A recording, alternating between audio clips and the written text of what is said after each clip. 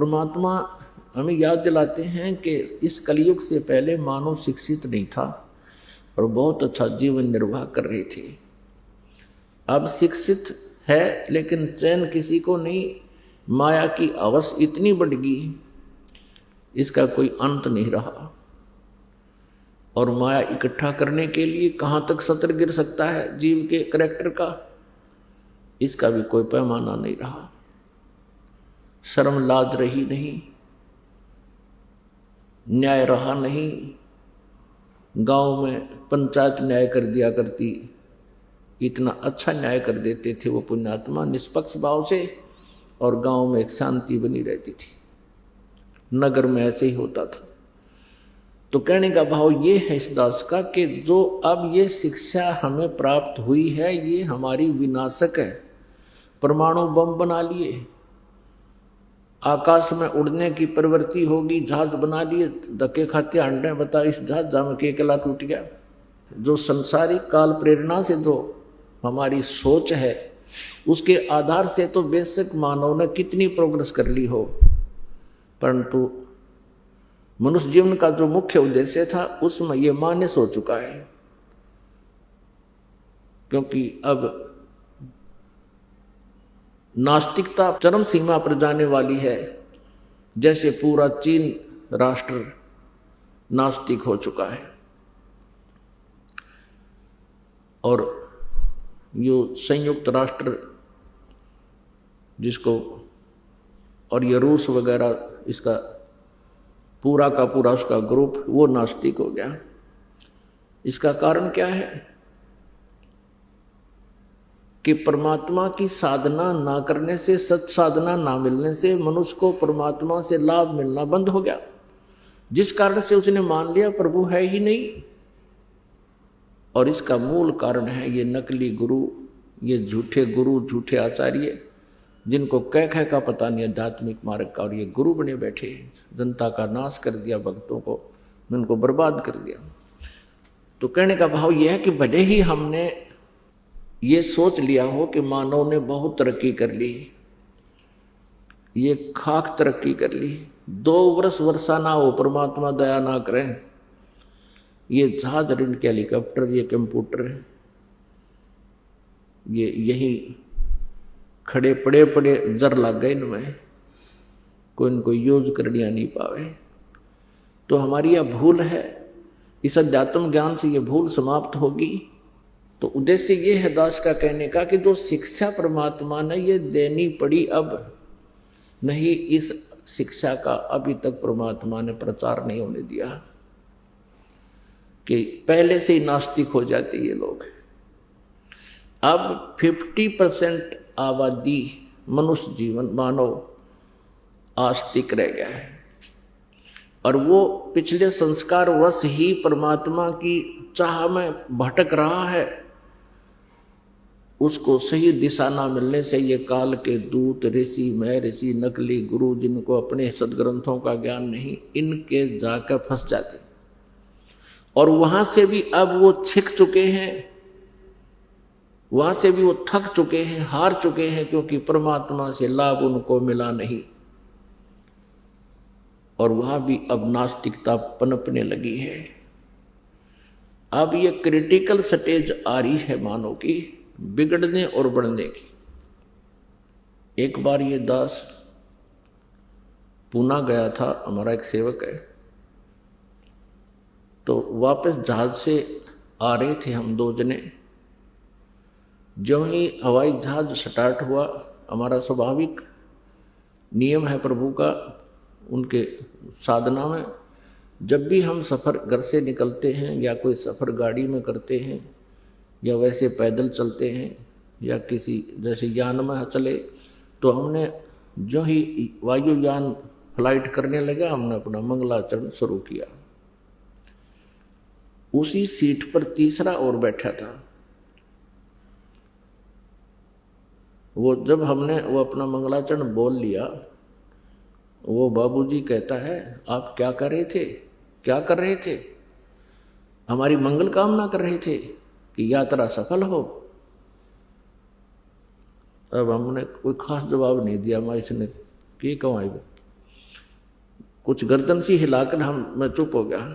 अरे वाह, अब 20वीं सदी में, 21वीं सदी में, और ऐसे विचारों के लोग शेष हैं। कहीं भगवान नहीं है, आकाश तक ढूंढ लिया, सब तक खोज मार कर ली है, कहीं भगवान नहीं।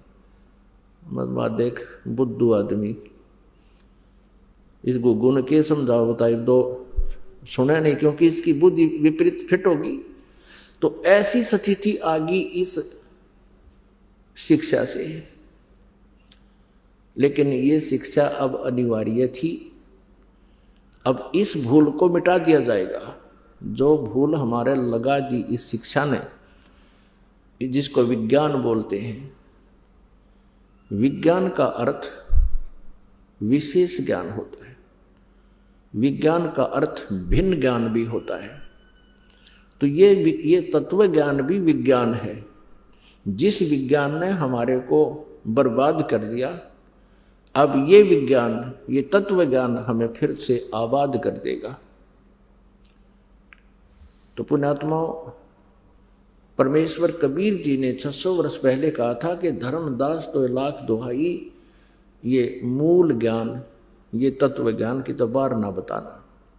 परमेश्वर ने अपनी वाणी में लिखा है, कबीर सागर में, सच्चिदानंद घन ब्रह्म की वाणी में, सूक्ष्म वेद में, उस तत्व ज्ञान में, कि 33 अरब वाणी हम बाख्या, यानी 33 अरब ज्ञान हम बाखा, और मूल ज्ञान अभी तक गुप्त ही रखा। अब 33 अरब वाणी बोल दी परमात्मा ने, 33 अरब, और वेदों में तो कुछ 2000 मंत्र भी को ना, और उस परमेश्वर ने कहा 33 अरब मंत्र श्लोक बोल दिए हमने, वो कुछ एक संग्रह किए गए हैं, और कहते हैं मूल ज्ञान हमने गुप्त ही रखा। तो वो मूल ज्ञान अब प्रकट करना था परमात्मा ने, अब वो प्रकट हो रहा है। सन 1947 से भारतवर्ष स्वतंत्र हुआ, उसी समय से समझ लो या पिछली पीढ़ी, यानी दूसरा मध्य का चरण शुरू हो गया। प्रथम चरण में परमात्मा आए थे और मगहर से सहशरीर चले गए थे। मगहर नगर से, एक नगर है, एक छोटा सा कस्बा है मगहर, गोरखपुर के पास, वहाँ से परमात्मा सहशरीर चले गए थे, और हजारों की संख्या में वहाँ दर्शक उपस्थित थे, जिसमें वीरदेव सिंह बघेल, काशी का नरेश और उसकी सेना, और काशी शहर के हजारों की संख्या में दर्शक भी साथ गए थे। और वहाँ मगहर रियासत का बिजली खान नाम का एक पठान था, वो नवाब था, वो भी परमेश्वर कबीर जी का शिष्य था। वीरदेव सिंह बघेल हिंदू भी परमात्मा का शिष्य था। वो दोनों ही भाई उपस्थित थे, हिंदू और मुसलमान दोनों ही परमात्मा के ज्ञान से परिचित हुए थे, दोनों ने परमात्मा को गुरु धारण किया था। तो परमात्मा परमेश्वर कबीर जी ने जिस समय यहाँ से प्रस्थान करना था, वो दिन निर्धारित कर दिया था, जिस कारण से कई हजारों की संख्या में श्रद्धालु और दर्शक उपस्थित थे। परमात्मा सहशरीर ऊपर आकाश को चले गए थे। अब परमात्मा ने कहा था कि मूल ज्ञान तब तक छुपाई जब तक ये 12 पंथ ना मिट जाए। अब 12 पंथ काल ने चला दिए। परमेश्वर कबीर जी जब प्रथम सतयुग में पृथ्वी पर आए, यहाँ काल के लोक में आने लगे, तो रास्ते में इस काल भगवान ने, ब्रह्म ने, ज्योति निरंजन ने, 21 ब्रह्मांड के स्वामी ने एक ऐसा स्थान बना रखा जहाँ ये स्वयं विराजमान रहता है और विशेष वाच करता है, विशेष ध्यान रखता है, दृष्टि रखता है कि कोई इस रास्ते से ऊपर सतलोक की तरफ ना चला जाए। और वहीं पर इसने एक तपतशिला बना रखी है जहां पर ये जीवों को भून कर खाता है। मानव शरीरधारी प्राणियों को उस तपस्या के ऊपर भूनकर, यानी उनको अच्छी तरह तड़फा कर उनमें से ये वासना गंध निकालता है और उस गंध को ये खाता है।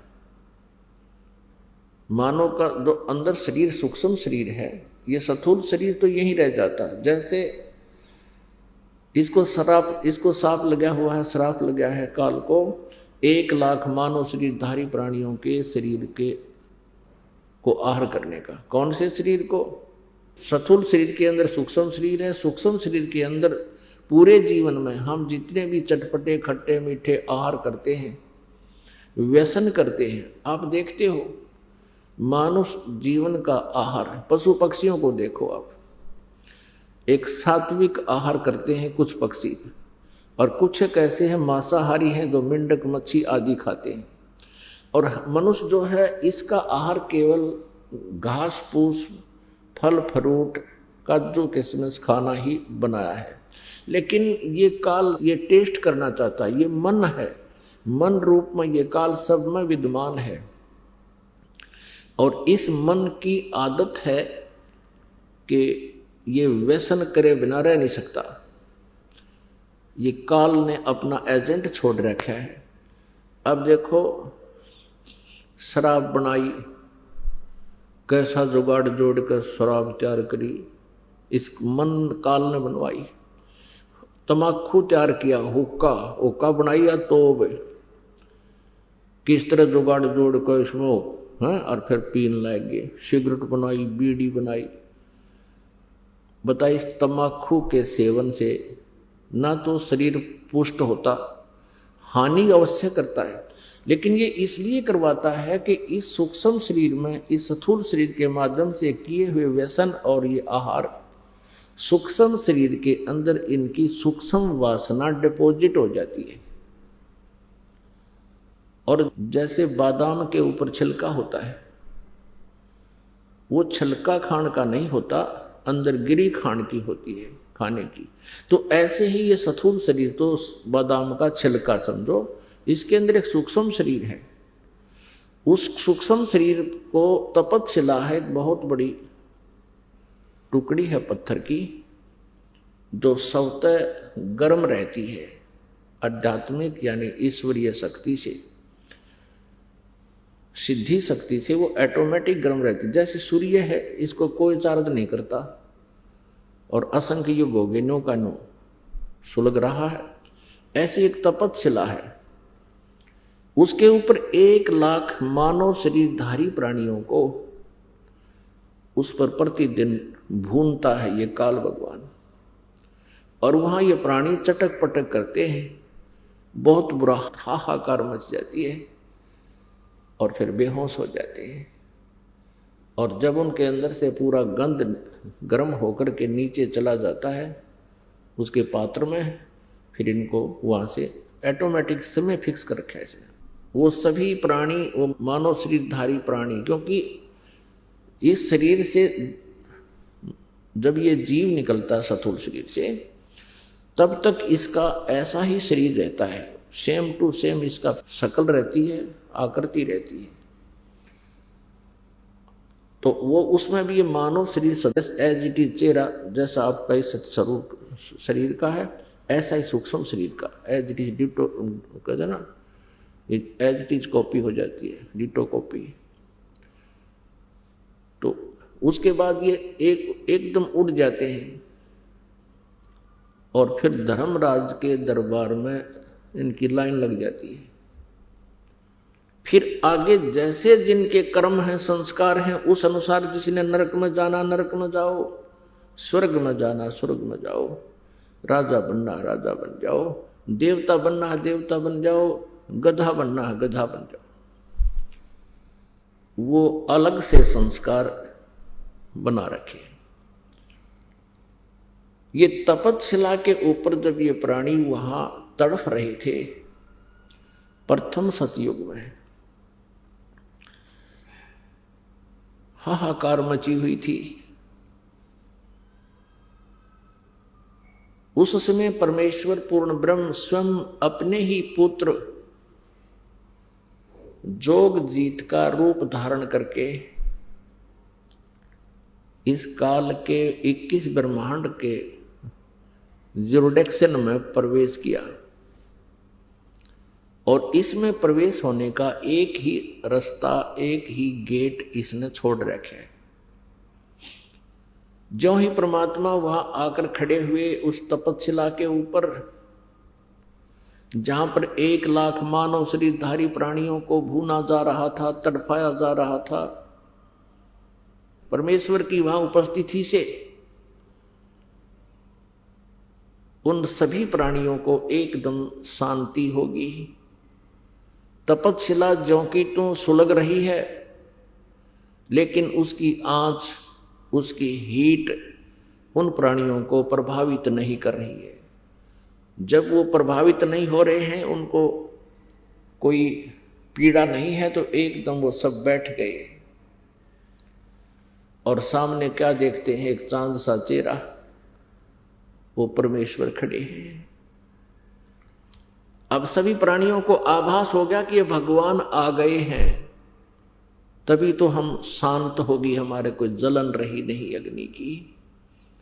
सभी ने करबद्ध होकर कहा, हे प्रभु, हम ये कौन से पाप का दंड भोग रहे हैं? तब परमेश्वर ने उनको बताया कि ये जो तुम दंड भोग रहे हो, ये तुम्हारा इस काल के लोक में किया हुआ कर्म का दंड नहीं, ये तुमने सतलोक में उस सनातन परम धाम में, शाश्वत स्थान में एक ऐसा घोर अपराध किया था जिसका दंड तुम यहां भी भोग रहे हो, और इसके बाद फिर तुम जाओगे 84 लाख योनियों में गधे कुत्ते सूअर बनोगे। उसी पाप के कारण तुम यहां फंसकर ये कष्ट उठा रहे हो। तब परमेश्वर कबीर जी ने, अर्थात जोग जीत रूप में उपस्थित परमात्मा ने कहा कि तुम काल के जाल में फंसे हुए हो। उन सभी आत्माओं को परमात्मा कबीर जी ने सृष्टि रचना सुनाई, और जो हमने अपराध किया था वो याद दिलाया, अपनी शक्ति से, अपने आशीर्वाद से उनको दिव्य दृष्टि प्रदान की, और पिछले जो भी सचखंड में उन्हें गलती की थी वो as a film, as a trailer वो बैकग्राउंड दिखाई दी। सभी ने अपनी गलती को स्वीकारा और कान पकड़ा, हाथ जोड़े, हे प्रभु हमसे गलती बन गई, घोर अपराध किया हमने, और ये कष्ट जो हमें दिया जा रहा है ये भी कम है उस अपराध के प्रतिफल में। हे भगवान हमें बचा लो काल के जाल से, हमें यहां से ले चलो सतलोक में, या तो दुख ही दुख है। अपनात्माओं, जब तक ये प्राणी यहाँ इस माहौल में सेट हो रहा है तो इसको कोई प्रॉब्लम नहीं। कोई मंत्री बन रहा है, कोई मुख्यमंत्री बन रहा है, कोई प्रधानमंत्री बना है, कोई राष्ट्रपति बना है, और छोटे मोटे भी पति बने बैठे हैं, जैसे कोई IAS अफसर है, IPS है, या कोई और अधिकारी है, या वैसे भी कोई जिसका 2 रोटी का साधन ठीक है, कोई फैक्ट्री लगा रहा है, या वैसे अपना ठीक गुजारा है, जमीन है, कोई दुकान है, मजदूरी करके भी कोई ठीक अपना गुजारा टाइम पास कर रहा है, तो इस माहौल को वो बिल्कुल अच्छा मान रहा है। अब अच्छा तो मानेगा क्योंकि ये जीव संज्ञा में है, और जीव की इतनी ही सोच है। अब पीव आता है, परमेश्वर आता है, और हमें वो याद दिलाता है कि इस झूठे सुख को सुख कहे, तू मान रहा मनमोद, ये सकल चबीना काल का, कुछ मुख में कुछ बोध। तो यहां तो परमात्मा कितना ज्ञान देते हैं, हमारा बहुत ही कम गले उतरता है। और जब हम कष्ट में होते हैं जब हमारे ऊपर आपत्ति होती है फिर हम स्वीकार करते हैं, जैसा भी उनको मार्गदर्शन दिया जाता है वो स्वीकार कर लेता है। अब जैसे कोई किसी देव की पूजा करता है, जैसे अपने हिंदू धर्म के अंदर बहुत से अब देवों की पूजा करते हैं या अपने इष्ट धामों की पूजा करते हैं, उनको यदि आज ये कहा जाए कि ये साधना तुम्हारी ठीक नहीं है, ये आपको हानि करेगी, मोक्षदायक नहीं है, शास्त्र अनुकूल नहीं है, तो वो मानता नहीं। वो क्या सोचता है, उसने कैसा अपना पैमाना बना रखा है आध्यात्मिक लाभ को तोलने मापने का। अब जैसे पिछले संस्कार पुण्य के आधार से आज किसी प्राणी की अच्छी पोस्ट है, अच्छी संतान है और संतान की भी अच्छी नौकरी सेट हो गई है और उनका भी अच्छा गुजारा है, तो वो ये मान बैठा है कि जो पूजाएं हम कर रहे हैं, क्योंकि आपको बताया कि 50% अभी भी आस्तिक व्यक्ति हैं और वही 50% आस्तिक व्यक्ति कहीं ना कहीं परमात्मा के लिए कोई ना कोई अवश्य साधन करता है, क्योंकि आत्मा परमात्मा के बिना रह नहीं सकती है। जो नास्तिक हो गए हैं उनको कोई याद दिलाने वाला ही नहीं है और वो थक चुके हैं कि भगवान है नहीं, क्योंकि साधना शास्त्र विरुद्ध करके आध्यात्मिक लाभ से वंचित रहे, जिस कारण से वो नास्तिक हो गए। आस्तिक व्यक्तियों के लिए कहा जा रहा है कि वो ये सोच रहे हैं कि हम जो भी पूजाएं करते हैं, जैसे किसी ने हनुमान का व्रत रख लिया, मंगलवार का 100 रुपये का प्रसाद बांट दिया, 6 महीने में इष्ट धाम पर मत्था टेक आए, जन्माष्टमी का त्योहार मना लिया, होली और दिवाली में नाच कूद लिए और एक गायत्री मंत्र का जाप कर लिया या कोई और छोटे मोटे स्तोत्र 2-4 बार कर लिए। वो ये सोच रहा है कि ये सुख मुझे इनसे प्राप्त हो रहा है, और फिर उन पर आपत्ति जब आ जाती है और उनकी दुर्गति प्रारंभ होती है, वो जो साधना कर रहा था उससे तो कोई लाभ हुआ नहीं, फिर वो कहाँ जाते हैं, किसी संत या किसी स्थान पर जाते हैं जिसके विषय में ये सुना हुआ होता है कि वहां जाते सुखी होता है। अब वहां भी मत्था टेकने जाते हैं, कितने जाटी के डंडी के धागा बांधने जाते हैं। अब वहां भी जब वो धक्के खा लेते हैं, कोई आराम नहीं होता और दुर्गति चरम सीमा पर होती है, उस समय कोई संत उनको मिलता है और वो फिर कहता है कि तुम ये साधना त्यागनी पड़ेगी और जैसे हम बताएंगे ऐसे करना होगा, तो वो तुरंत मान जाते हैं, जैसा आप कहोगे वैसा ही कर लेंगे। क्योंकि जिन पूजाओं को वो फाइनल मान रहे थे, सही मान रहे थे, जब तक पूर्व जन्म का शुभ संस्कार साथ रहा तो मौज माच रही थी, और जब वो बैटरी डिस्चार्ज हो ली, आगे चार्जर ठीक लगा नहीं, यानी शास्त्र अनुकूल साधना मिली नहीं और पूर्व जन्म जन्मांतर के कोई शुभ संस्कार इकट्ठे थे, वह बैटरी चार्ज थी। अब वो चार्जर ठीक ना लगने से वो पूर्व जन्म की बैटरी डिस्चार्ज होगी, वो पुण्य समाप्त हो गए। और जब तक वो बैटरी चार्ज थी इन्वर्टर की, चार्जर बेशक मत लाओ, तो भी वो अपना काम प्रॉपर कर रही होती है, ट्यूब भी जग रही होती है, पंखा भी चल रहा होता है, बस नो प्रॉब्लम। और किसी बुद्धिमान को पता है कि तुम चार्जर लगाओ, तुम्हारा चार्जर नहीं लगा है, वो मान जाते हैं तो उनकी बैटरी ठीक चार्ज होती रहती है, फिर आपत्ति नहीं आती समय आने पर। और जो नहीं मानते हैं वो कहते हैं नहीं ठीक है, हमारी बैटरी ठीक चल रही है, तो वो अनजान है। और जब वो पूर्व जन्म के संस्कार समाप्त हो जाएंगे, उसके तुरंत बाद एकदम जैसे इन्वर्टर की बैटरी जब डिस्चार्ज होगी तो सारी सुविधाएं बंद हो जाएंगी, ना ट्यूब चले, ना पंखा चले, ना और कोई कार्य हो। तो परमेश्वर कबीर जी ने जब वहां उन तपतशिला पर जल रही उन आत्माओं से कहा कि तुम्हारे अंदर कुछ गुरु भी आए हैं, अखां जी वो खड़े होना जरा। वो खड़े हो गए, सैकड़ों की संख्या में वो नकली गुरु दुनिया में भ्रमित कर रहे थे। आप जी किस इष्ट की पूजा करते थे? परमेश्वर ने पूछा। एक कहता जी मैं हनुमान जी की पूजा करता था। हनुमान जी ने कब कहा अपनी पूजा कराने को? अरे वो तो भगत थे, वो तो स्वयं पूजा करते थे भगवान की। और कोई भगत अपनी पूजा करवाने को नहीं कहेगा, वो कहेगा तो भगवान की पूजा के लिए ही आपको हिदायत दे सकता है। और यदि कोई भक्त अपनी पूजा कराता है वो भक्त नहीं, वो दुष्ट है। हनुमान जी ने कभी नहीं कहा मेरी पूजा कर लो, तुम तो दंगताना कर रहे हो उसके साथ। वो क्या कहता है, अजी हमने तो ऐसा सुना था। वो गुरु कहता है, वो आचार्य कहता है, नकली।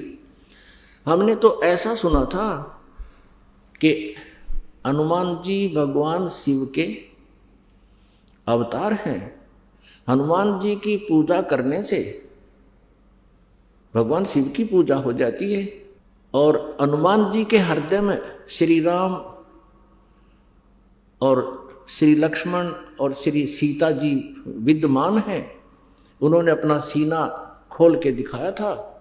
तो हनुमान की पूजा करने से श्री राम की यानी विष्णु की भी पूजा हो जाती है। फिर परमात्मा ने पूछा और क्या डले डोया करता तू, और भी बता दे। कि गीता जी का मैं नित्य पाठ किया करता और औरों को भी समझाता था कि गीता जी का पाठ करते ही रहना चाहिए। अब परमेश्वर ने कहा रबले पुरुष, अब गीता जी में 18 अध्याय हैं और यदि हनुमान जी की पूजा से ही विष्णु जी और शिव जी की पूजा का लाभ मिलना होता तो उन 18 अध्याय का ज्ञान देने की परमात्मा को क्यों आवश्यकता पड़ी? 2 शब्द कह देता, हनुमान की पूजा कर लियो और विष्णु और शिव जी की तुम्हारी वह पूजा हो जाएगी। है भले आदमी। अब तुझे क्या मिला यहाँ पर? अब भुगत रहा है तू। और अब क्या होगा तेरा? नरक में जाएगा सीधा। तेरी कोई चार भक्ति ठीक नहीं थी, शास्त्र विरुद्ध साधना तू कर रहा था। अब परमेश्वर ने उनको बहुत लताड़ा। लताड़न का मतलब है ज्ञान से समझा कि तुमने अपना जीवन बर्बाद किया, लाखों व्यक्तियों को डबो दिया। ये दंत कथा लोक वेद सुना सुना के शास्त्र विधि को त्याग कर मनमाना आचरण तुमने किया और अपने अनुयायियों से करवाया, जिस कारण आज तुम्हारी ये दुर्गति हो रही है। और आगे देखना क्या होगा तुम्हारे साथ। परमात्मा ने बताया कि तुम्हारे इतिहास में, क्योंकि प्रत्येक प्राणी के अंतःकरण में उसके पुण्य और पाप कोड वर्णों में अंकित होते हैं। परमात्मा ने उसी समय अपनी शक्ति से उसके किए हुए क्रम सामने दिखा दिए। तो ये देख, अब तू क्या बनेगा? गधे की योनि में जाएगा यहां से सीधा। अब बनेगा तू आचार्य। ऐसे ही वो एक दूसरा खड़ा था, कहा जी मैं तो वेदों अनुसार साधना करता था। वेदों अनुसार क्या साधना करता था? कि गायत्री का जाप करता था, गायत्री मंत्र का जाप करता था मैं। अब परमात्मा ने कहा कि गायत्री मंत्र क्या चीज है? कि ये ऋषियों की खोज है, ऋषियों ने अपने अनुभव से इसको खोजा है। अब परमात्मा बोले बुद्धू तू बात तो बनाओ, मैं वेद पढ़ा करता, इतने कह पता नहीं गायत्री मंत्र क्या है। ये यजुर्वेद के 36वें अध्याय का 3रा मंत्र है। उसमें ओम शब्द नहीं है और ना ही इसके साथ ओम शब्द जोड़ना चाहिए। आप ओम शब्द लगाकर इस भूर्भुवः स्व तत्सवितुर्वरेण्यं भर्गो देवस्य धीमहि धियो यो न प्रचोदयात् इस मंत्र के साथ यदि ओम शब्द लगाते हो तो इसको भी निष्क्रिय कर रहे हो, परमात्मा का अपमान कर रहे हो। ओम शब्द नहीं लगाना चाहिए, क्योंकि ओम नाम है ब्रह्म का, ओम मंत्र है ब्रह्म का, और ये भूर्भुव स्व जो महिमा है ये पूर्ण परमात्मा की, परम अक्षर ब्रह्म की। अब जैसे प्रधानमंत्री जी को आप कोई एप्लीकेशन लिखते हो और शुरू में लिख दे मुख्यमंत्री जी और उसका नाम लिख दे, वो कागज ने पाट देंगे कलर वहां पर कि तो मुख्यमंत्री की तरफ है, नीचे भेज दो इसको। तो ओम नाम इस मंत्र यजुर्वेद अध्याय 36 के मंत्र 3 के साथ नहीं लगाना चाहिए। इसको कहते हैं जो खचड़ा ज्ञान। ये लोक वेद, दंत कथा, शास्त्र वेदी त्याग कर मनमान आचरण आपको दिखाते हैं। ये यजुर्वेद अध्याय नंबर 36 का 3 मंत्र में कहीं ओम नहीं लगा इसमें। ये देखिएगा यजुर्वेद प्रकाशक हैं सार्वदेशिक आर्य प्रतिनिधि सभा 2/5 महर्षि दान भवन रामलीला मैदान नई दिल्ली से ये छपी है, प्रकाशित है। और इसके अनुवाद करता है महर्षि दानंद सरस्वती, आर्य समाज प्रवर्तक। ये इसके मुद्रक हैं। अब 36वां अध्याय का 3रा श्लोक आपको ये देखिएगा। ये है 36वां यजुर्वेद भाषा भाष्य। ये है 36 यानी 36वां अध्याय है। इसका यहाँ पर यह 3रा मंत्र है। भूर्भुवः स्वः तत्सवितुर्वरेण्यं भर्गो देवस्य धीमहि धियो यो न प्रचोदयात्। इसमें ओम शब्द नहीं है। भूर्भुवः स्वः तत्सवितुर्वरेण्यं भर्गो देवस्य धीमहि धियो यो न प्रचोदयात्।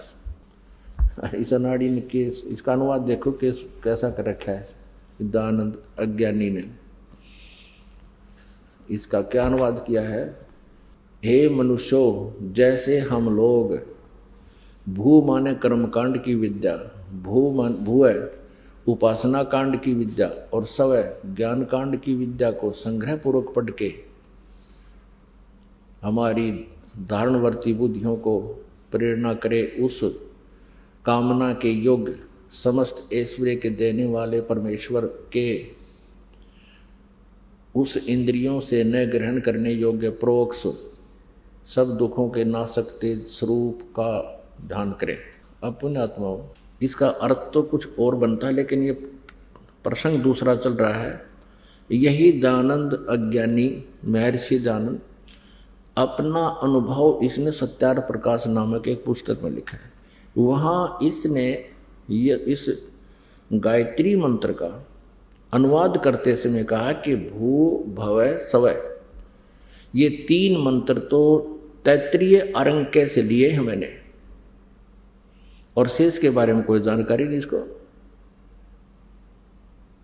तो ऐसे ही सब के अंदर लोक वेद फीड था। इस गायत्री मंत्र के बारे में ये खासकर आर्य समाज के आचार्यों ने ऐसी भ्रमणा फैला दी थी कि महर्षि दानंद की खोज है ये गायत्री मंत्र, इसने अपनी खोज ढूंढी है सदग्रंथों से कहीं कहीं से, और जब ये गायत्री मंत्र बनाया। और उसने स्वयं पता नहीं, वो वेदों का विद्वान का हुआ था और उसको ये नहीं पता कि वेद में वो कौन से मंत्र में लिखा, ना वहाँ लिखता कि यजुर्वेद के 36वें का 3रा वो मंत्र है। इसमें ओम मंत्र नहीं है, ओम मंत्र नहीं लगाना इसके साथ। फिर परमात्मा ने कहा कि मान लीजिए आप गायत्री मंत्र जाप करते हो, और वो कहता था जी मैं 1,00,000 मंत्र जाप किए मैंने गायत्री के, ऐसा मैंने अपना वो बना रखा था, 1,00,000 मंत्र गायत्री के जाप किए एक विशेष अनुष्ठान में, बाकी तो करता ही रहता था। अब परमात्मा ने समझाया कि भले बुद्धू आदमी तू, अब जैसे वेदों में पूर्ण परमात्मा कबीर देव जी की महिमा लिखी हुई है, उसके गुण लिखे हैं, जैसे कि कहीं पर बिजली इस इलेक्ट्रिसिटी की विशेषता, उसके गुण लिखे हों। उन गुणों में क्या लिखा होता है कि इलेक्ट्रिसिटी, बिजली का कनेक्शन लेने वाले को क्या क्या लाभ होते हैं। वो पंखा चलेगा, ट्यूब जगा देगी, जगमग कर देगी घर को, रोशनी देती है बिजली, पंखे चला देती है, कूलर चला देती है, दूध बिलो देती है, रड़क देती है, मक्खन निकाल देती है, और जमीन से जल निकाल देती है, आदि आदि उसके गुण लिखे हैं। अब उन गुणों को कोई व्यक्ति 1,00,000 बार पढ़ ले, जाप कर ले, बार बार उसकी आवृत्ति करता रहे, रेपिटेशन करता रहे, रिपीट करता रहे, क्या लाभ होगा? उससे ये लाभ होगा कि उसको बिजली के गुणों का ज्ञान हो जाएगा कि बिजली ऐसा ऐसा करती है। लेकिन वो बिजली ऐसा करती कैसे है? जो गुण बिजली के लिखे हैं वो प्राप्त कैसे होंगे? उसके पढ़ने मात्र से नहीं होंगे, उसमें लिखे हुए अनुसार करने से प्राप्त होंगे। वो कैसे होंगे? आप जी ने बिजली का कनेक्शन लेना होगा, मीटर लगवाना होगा, उसके लिए प्रोसीजर सारा अपनाना होगा, और फिर वह फॉर्म डिपॉजिट कराओ, उनका जो टैक्स वैक्स है वो भरो, और फिर कनेक्शन मिल जाएगा। फिर वो बिजली लाभ देगी। यदि उन बिजली के गुणों को गाता रहे, पढ़ता रहे, क्या वो बिजली लाभ दे देगी? कभी नहीं। यदि आप जी इस गायत्री मंत्र को 20,00,000 बार बोलते रहो, क्या प्रभु तुम्हें लाभ दे देगा? उसमें जो लिखा है कि उस परमात्मा का ध्यान करो, उस परमात्मा की भक्ति करो। केवल एक मंत्र से परमात्मा की महिमा स्पष्ट नहीं होती। जैसे कि यजुर्वेद अध्याय नंबर 40 के श्लोक मंत्र नंबर 10 से लेकर 13 में स्पष्ट किया है। इस वेद ज्ञान दाता ने, जो गीता ज्ञान दाता है वही वेद ज्ञान बोल रहा है, क्योंकि पूर्ण परमात्मा ने, परम अक्षर ब्रह्म कबीर देव जी ने इस ब्रह्म के अंतःकरण में, इस ज्योति निरंजन काल के अंतःकरण में ये 5 वेद फीड कर दिए थे। इसने 5वां वेद सूक्ष्म वेद नष्ट कर दिया, क्योंकि उसमें पूर्ण परमात्मा के पाने की विशेष व्याख्या थी। इसने इस डर से उसको नष्ट कर दिया कि कहीं इनको अपने पिता का पता लग जावे, अपने मूल स्थान का ज्ञान हो जावे, और फिर यहाँ से भाग जाएंगे। पुण्यात्माओं, आपका जिस दिन ये विशेष विश्वास हो जाएगा कि सचमुच वहाँ और स्थान है जहाँ हम रहते थे, और वहाँ कभी जन्म मृत्यु नहीं होती, और कोई काम नहीं, और कभी कोई कष्ट नहीं, किसी चीज का अभाव नहीं, तो उस समय यहाँ ना रहे इस पृथ्वी पर कोई भी। एक भक्त कहने लगा, जी यदि सभी सतलोक की भक्ति कर लेंगे परमात्मा की, और सभी सतलोक चले गए सारे, तो पृथ्वी पर कौन रहेगा? या तो खाली हो जाएगी। तो पता यहाँ तक ठेका ले रहे हम, ये खाली हो जाएगी तो कौन रहेगा? अरे ये इतने पत्थर घूमन लाग रहे, 8 ग्रह ऊपर घूमन लाग रहे, सारे खाली पड़े पत्थर। इन पृथ्वी से तो कई हजार गुना, कई गुणे बड़े हैं। एक पत्थर यो भी घूमता रहेगा, हमने क्या ठेका ले रखे हैं धक्के खाने का। और हम वहाँ चलेंगे जहाँ पर सारी सुविधाएं, और वहाँ फिर कभी मृत्यु नहीं हो। यहाँ तो मृत्यु डेफिनेट होगी। आज जिन सुविधाओं को अपनी मान रहा है ये तेरे पास नहीं रहेंगी। आज से तो कोई किसी भी अच्छी पोस्ट पर है, या कितना फैक्ट्री का मालिक है, कल मृत्यु होगी, अगले दिन तू गधा बनकर वहीं खड़ा पाओगा उस फैक्ट्री का पिछले पास है। तो क्या सुविधा है ये तुम्हारी? तो फिर ये जब आपको विश्वास हो जाएगा, क्योंकि परमेश्वर का ये गॉड गिवन जो है ज्ञान है, किसी डूम बाट के गीत नहीं है ये, कि उन्हें अपने स्वार्थवश सुखी महिमा बना रखी हो किसी की। उस परमेश्वर ने स्वयं आकर बताया कि वहाँ ऐसा ऐसा है, यहाँ तो मृत्यु होगी और जन्म भी होगा आपका। जन्म मनमाने का देखा हो गया, फिर ये सुविधा कहाँ गई आपकी, जिनको आज तो देखकर प्रसन्न हुआ बैठा है। और वहाँ जाने के बाद फिर कभी जन्म मृत्यु नहीं होती, जरा मरण नहीं होता। वहां जन्म तो एक बार होगा, लेकिन फिर ना वृद्ध अवस्था होगी सतलोक में और ना फिर मृत्यु हो। और यहाँ दोनों दुख, महान दुख यही है, हम इतने ढीठ हो गए इस काल के लोक में, चाहे हमारे दोनों टांग कट रही हो और चाहे एक हाथ भी कट गया हो, हम फिर भी जीवन चाहते हैं। यदि यहाँ बुढ़ापा ना हो और मृत्यु ना हो तो हम इतने ढीठ हो रहे हैं, हमारे ऊपर कितना कष्ट आया रो, हमको नहीं डगे यहाँ तक, हम नहीं जाना चाहते। लेकिन परमात्मा हमें याद दिलाना चाहता है कि वहां सतलोक में तुम्हारा जरा नहीं है, जरा मन बुढ़ापा और मरण नहीं। गीता जी अध्याय नंबर 7 के श्लोक नंबर 29 में ये गीता ज्ञानदाता, ये ब्रह्म अर्थात काल कहता है कि जो मेरे ज्ञान को आश्रय बनाकर, कौन सा ज्ञान, कि तत्वदर्शी संतों की खोज करो, चौथे अध्याय के 34वें श्लोक में वो तत्वदर्शी संत उस परमात्म तत्व का, यानी गीता ज्ञानदाता से अन्य कोई परमात्मा है उसका ज्ञान बताएगा, उनसे सुन। और तत्वदर्शी संत फिर क्या बताएगा, जो ये दास बता रहा है। फिर क्या बताया है कि इस ज्ञान का आश्रय करके जो जरा और मरण से छुटकारा पाने के लिए प्रयत्न करते हैं वे तत्ब्रह्म को जानते हैं, सारे आध्यात्मिक कर्म से भी परिचित हैं। जैसे कल आपको ज्ञान सुना था सत्संग में कि यहाँ पर हम संस्कारवश, जैसे आज हमने किसी के साथ धोखा कर दिया तो अगले जन्म में वो आपका लड़ियार बनेगा।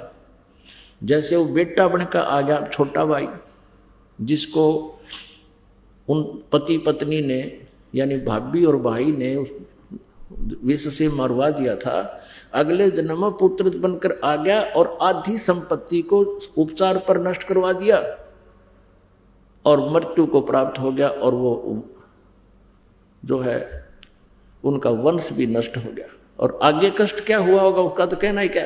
तो फिर वो जो व्यक्ति इस तत्व ज्ञान से परिचित हो जाएंगे, आध्यात्मिक सब कर्मों से परिचित हो जाएंगे, वे साधक फिर ऐसा जुल्म नहीं करेंगे, वो ऐसा पाप नहीं कर सकते। उनको विष दिखाई देगा, जैसे किसी बोतल में विष रखा हो और आपको पता है विष है, आप उसका हाथ भी ना लाओ और बल्कि और ऊंचे स्थान पर ऐसा रख दोगे, यानी किसी कारणवश कहीं रखा भी है किसी के, तो वो उसको छूने नहीं देगा अपने बच्चों को भी। और अनजान बालक यदि उसको वो मिल जाता है, खोल के मुंह गला के देखता है और फिर मृत्यु को प्राप्त हो जाता है। ऐसे ही हम जो गलतियां कर रहे हैं, रिश्वत लेते हैं और भ्रष्टाचार करते हैं या किसी के साथ धोखा करते हैं, हम विष खा रहे हैं।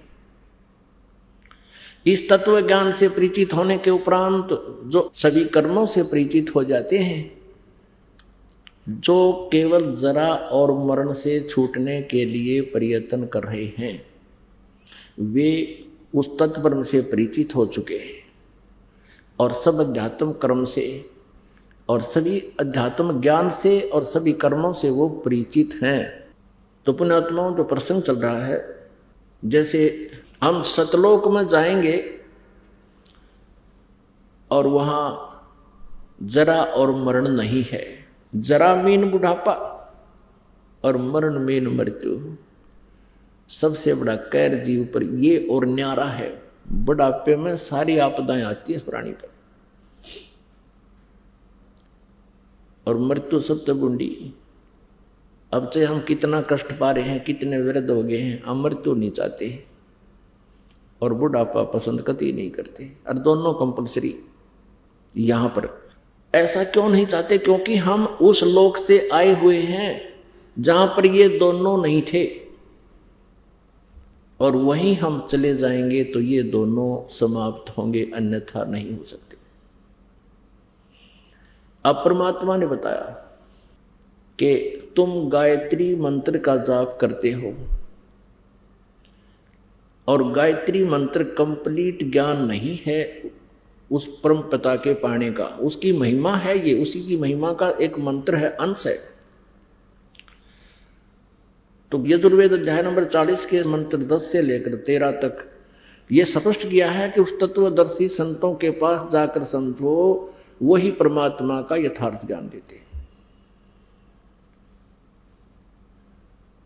तो इस प्रकार उस परमेश्वर ने उन तपतशिला पर, वहां पर तो वो बैठे हुए थे, करबद्ध थे, और उनको ये भी मालूम था कि हमने जो जो साधनाएं की उनसे हमें कोई लाभ नहीं हो रहा। तो परमेश्वर ने कहा, वो जो ये कहता था कि मैं वेदों अनुसार साधना करता हूँ, ओम नाम का जाप करता हूँ, मेडिटेशन करता हूँ, तो परमेश्वर ने कहा कि जो साधना आप कर रहे हो, ओम नाम का जाप और वेदों अनुसार और गायत्री मंत्र है, गायत्री मंत्र से आपको कोई लाभ नहीं, क्योंकि सदग्रंथों के जो पाठ के करने से, सदग्रंथ तो पवित्र वेद, पवित्र गीता जी, ये पाठ करने के यानी स्वाध्याय करने के सदग्रंथ है, तो इनके करने से आपको ज्ञान यज्ञ का फल मिलता है। अब जैसे स्वाध्याय करते हैं, चाहे वेदों के मंत्रों को 10-20 मंत्र प्रतिदिन पढ़ लिए, या कोई गीता जी का एक अध्याय का प्रतिदिन पाठ कर लिया, ये स्वाध्याय कहलाता है। ये ज्ञान यज्ञ है। ये वैसे 5 यज्ञ करनी होती हैं। एक यज्ञ है धर्म की, दूसरी यज्ञ है ध्यान, तीसरी यज्ञ हवन की, चौथी यज्ञ प्रणाम, और 5वीं यज्ञ ज्ञान है। ये 5 यज्ञ भी आप कर लोगे, एक यज्ञ से भी लाभ नहीं होगा। जैसे कोई हवन करके राजी हो रहा है, नहीं, 5 यज्ञ भी आप कर लोगे और आपके पास सत भक्ति जाप करने का मंत्र नहीं है, शास्त्र अनुकूल साधना नहीं है, वो मंत्र ठीक नहीं है, तो भी आपकी 5 यज्ञ यूजलेस होगी, व्यर्थ हुई। कैसे? जैसे किसान खेत में बीज बीजे नहीं और खाद और पानी डालना शुरू कर दे, गेहूं बीजा नहीं, खाद और पानी डालना शुरू कर दिया, सिंचाई शुरू कर दी, तो क्या होगा? उसमें खरपतवार उग जाएगा, और वो पशुओं का काम तो आ सके घास फूस, बाकी उसका मूल उद्देश्य नहीं रहा। यानी बीज किस लिए, गेहूं किस लिए बीजता है किसान? कि अपने बच्चों का और उसका जीवन सुरक्षित रहे, भूखे ना मरे। और बीज के, गेहूं बीज के फिर खाद पानी डाले तो उसका लाभ गणा हो। यदि बीज बो दिया और खाद पानी नहीं डाला तो भी यूजलेस है। कहने का भाव दास का ये है कि आप जी यदि कोई एक यज्ञ भी कर रहे हो, जैसे खाद डाल दिया और जल डाला नहीं, तो भी यूजलेस है। तो ऐसे ही एक हवन यज्ञ के ऊपर गाटा जोड़ रहे, कई तो स्वाहा स्वाहा सारा दिन एक घंटा लगे रहे, और वो 4 यज्ञ और रहेगी। खाद डाल दिया, जल नहीं डाला तो भी जड़ गई खेती। तो ये अल्पज लोगों का, नीम हकीम नकली गुरुओं का ये मार्ग शास्त्र विदिता का मनमाना आचरण है, जिसके विषय में गीता जी अध्याय नंबर 16 के श्लोक नंबर 23 में और 24 में स्पष्ट किया है कि उनको कोई लाभ नहीं होता। अब दूसरा उदाहरण देते हैं। अब जैसे बीज भी बीज लिया, गेहूं के स्थान पर भांग बो दी और खाद पानी शुरू कर दिया, तो भांग ही होगी उसमें। ऐसे ही परमात्मा उसको समझा रहे हैं जो कहता मैं वेदों अनुसार साधना करता हूं। परमेश्वर ने बताया कि आप ओम नाम का जाप करते थे, हाँ जी, और आप गीता जी भी पढ़ते थे, हाँ जी। गीता जी उसने खुद बोलकर बताया, उस साधक ने, उस गुरु ने, दूसरे आचार्य ने, तो कहता मैं वेदों अनुसार साधना करता हूं। कि गीता जी अध्याय नंबर 8 के श्लोक नंबर 13 में गीता ज्ञानदाता भगवान कहता है कि ओम इति एकाक्षरम ब्रह्म व्यवहारन माम अनुसमरण ये प्रयाति तदंदेहम सयाति परमाम गतिम। मुझ ब्रह्म का केवल एक ओम अक्षर है, उच्चारण करके सिमरण करता हुआ ये प्रयाति तजंदे हम, जो शरीर छोड़कर जाते हुए उसका जाप करता हुआ जाता है, सही आती परमाम गति। तो बताता है कि ओम नाम का जाप करने से परमात्मा की परम गति प्राप्त हो जाती है। परमेश्वर ने पूछा कि ओम नाम के जाप करने वाले को कौन सी गति प्राप्त होती है, कहाँ जाता है, कि ब्रह्मलोक में पहुंच जाता है। परमेश्वर ने कहा कि 8वें अध्याय के 16वें श्लोक में गीता जी में कहा है कि ब्रह्मलोक पर्यंत सभी जन्म और मृत्यु में आते हैं, पूर्ण मोक्ष नहीं है। और गीता ज्ञानदाता 4थे अध्याय के 5वें श्लोक में, 9वें श्लोक में, 2रे अध्याय के 12वें श्लोक में और 10वें अध्याय के 2रे श्लोक में स्वयं कह रहा है कि अर्जुन तेरे और मेरे बहुत जन्म हो चुके हैं, तू नहीं जानता, आगे भी होंगे। और गीता ज्ञानदाता ने 7वें अध्याय के 18वें श्लोक में अपनी साधना को भी अनुत्तम अति अश्रेष्ठ कति घटिया बताया है।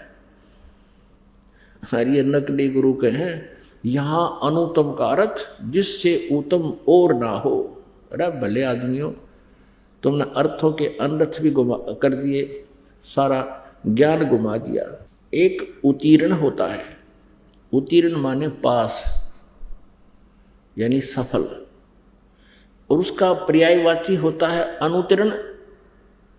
यदि कोई बालक फेल हो गया हो और उसके आगे लिखा हुआ है अनुत्तीर्ण, और वो आके कहे अपने घर वालों को कि मैं ईसा पास हो गया हूँ, जिस तब आगे कोई पास नहीं, यानी कति पास हो गया, सबसे बड़ा पास हो गया मैं, तो बेशक मूर्ख बना ले, लेकिन वो फेल हो चुका है।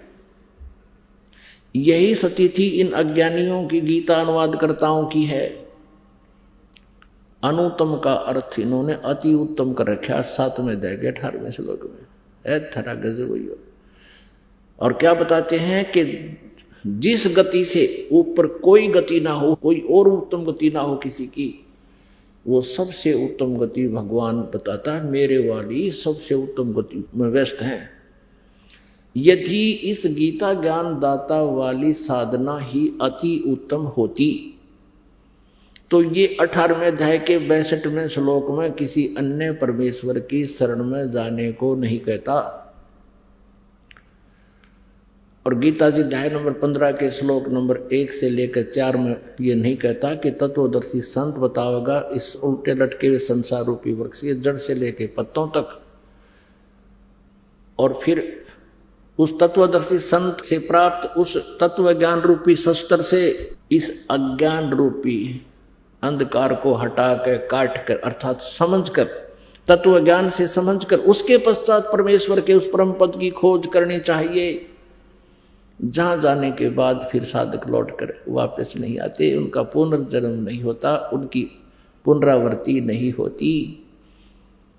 और जिस परमेश्वर ने सारे ब्रह्मांडों की रचना की है, यानी संसार रूपी वृक्ष की प्रवृत्ति जिससे विस्तार को प्राप्त हुई है, अर्थात जिसने संसार रूपी वृक्ष की कंस्ट्रक्शन की है, जिसका रचना की है, और उसी की भक्ति करनी चाहिए और किसी की नहीं। गीता ज्ञानदाता अपने को भी नहीं कहता, कहता उसकी करो। फिर उस ब्राह्मण ने जो कहता मैं वेदों अनुसार साधना करता हूँ, ऋषि ने कहा कि भगवान गीता जी अध्याय नंबर 8 के श्लोक नंबर 5 और 7 में गीता ज्ञानदाता कहता है कि मेरी भक्ति कर और मुझे ही प्राप्त हो, मेरे में मन वाला बन। ये तो स्पष्ट कहा कि मेरी भक्ति करो। तो परमात्मा ने कहा, उसने ये कहा है कि मेरी भक्ति करेगा तो जन्म मरण तेरे भी रहेंगे, मेरे भी हैं, और आगे भी सदा जन्म मृत्यु वाले कष्ट में रहेंगे। यहाँ शांति नहीं हो सकती और युद्ध भी करना होगा। 8वें अध्याय के 7वें श्लोक में कहा कि उठ और युद्ध कर, मेरा सिमरण भी कर। तो युद्ध करने वाले को शांति नहीं हो सकती। इसलिए 18वें अध्याय के 62वें श्लोक में कहा कि यदि तुझे परम शांति चाहिए तो उस परमेश्वर की शरण में जा। कौन से की में? 8वें अध्याय के एक मंत्र में अर्जुन ने पूछा गीता ज्ञानदाता से कि भगवान आपने 7वें अध्याय के 29वें श्लोक में कहा है कि मेरे इस ज्ञान का आश्रित होकर के जो जरा मरण से छूटने का प्रयत्न करते हैं वो उस तत्ब्रह्म को जान चुके हैं, सारे अध्यात्म ज्ञान से परिचित हैं और सब कर्मों से परिचित है। तो किम तत्ब्रह्म 8वें अध्याय के प्रथम मंत्र में पूछा अर्जुन ने भगवान से, गीता ज्ञानदाता से। तो उसने गीता ज्ञानदाता ने 8वें अध्याय के तीसरे मंत्र में कहा है वो परम अक्षर ब्रह्म है। 8वें अध्याय के तीसरे मंत्र में श्लोक में गीता जी में कहा कि वो परम अक्षर ब्रह्म है, वो गीता ज्ञानदाता से अन्य है, जिसके विषय में 15वें अध्याय के 16 और 17 में 3 प्रभु बताए हैं, 3 पुरुष बताए हैं, सरपुरुष और अक्षर पुरुष। सरपुरुष गीता ज्ञानदाता ये ब्रह्म है और अक्षर पुरुष ये परब्रह्म है। उत्तम पुरुष तो अन्य 17वें श्लोक में कहा है वो परम अक्षर ब्रह्म है। और परम अक्षर ब्रह्म की साधना गीता जी अध्याय नंबर 17 के श्लोक नंबर 23 में कहा कि ओम तत्सत इति निर्देश है ब्रह्मण त्रिविध समर्थ है। इस ओम तत्सत के साथ हरि नहीं लगाना चाहिए, ये शास्त्र विधि को त्याग के मनमाना आचरण है। इस मंत्र का विनाश हो जाता है, निष्क्रिय हो जाता है। ओम तत्सत इति निर्देश है ब्रह्मण त्रिविध समर्थ है। ब्रह्मण माने परम अक्षर ब्रह्म, सचिदानंद घन ब्रह्म के पाने का ओम तत्सत, ये 3 मंत्र का जाप है। तत् और सती सांकेतिक है, ओम तत्सत ये कोई जाप नहीं है। ये तत् अक्षर पुरुष का जाप है और ओम ये सर पुरुष का है ब्रह्म का, और सत ये परम अक्षर ब्रह्म का है, परम अक्षर पुरुष का है। ये तत् और सत सांकेतिक है, ये दास बताओगा, ये कोड वर्ड है। इसलिए तत्वदर्शी संत के लिए ऑप्शन छोड़ रखी है गीता ज्ञानदाता ने 4थे अध्याय के 34वें श्लोक में। तब परमेश्वर ने कहा उस अनाड़ी से कि तूने 8वें अध्याय का 7वां और 5वां श्लोक तक पढ़ लिया, अब 8वां 9वां 10वां 8वें अध्याय का ये भी तो गीता जी में लिखा है, इस पर ध्यान ना गया तेरा मूर्ख। इसमें क्या लिखा है कि उस सच्चिदानंद घन ब्रह्म की यानी परम अक्षर ब्रह्म की जो साधना करता है, उस दिव्य पुरुष की जो साधना करता है, भक्ति करता है, उस पर तत्वदर्शी संत से की शरण में जा करके उससे नाम प्राप्त करके, तो भक्ति की शक्ति से, उस मंत्र के जापों की कमाई से वो उस परमेश्वर परम अक्षर ब्रह्म को ही प्राप्त होता है। उसकी शरण में जाने के बाद फिर सनातन परम धाम प्राप्त होता है। 18वें अध्याय के 62वें श्लोक में कहा। तब वो अज्ञानी हाथ जोड़कर खड़ा हो जाता है कि हे प्रभु हम तो बिल्कुल अंधे हैं, ज्ञानहीन हैं। परमात्मा ने कहा कि तूने अपना जन्म बिगाड़ा, अपना मनुष्य जीवन बर्बाद किया और लाखों व्यक्तियों करोड़ों यानी हजारों श्रद्धालुओं को और गुमराह करने का पाप भी सिर पर उठा लाया।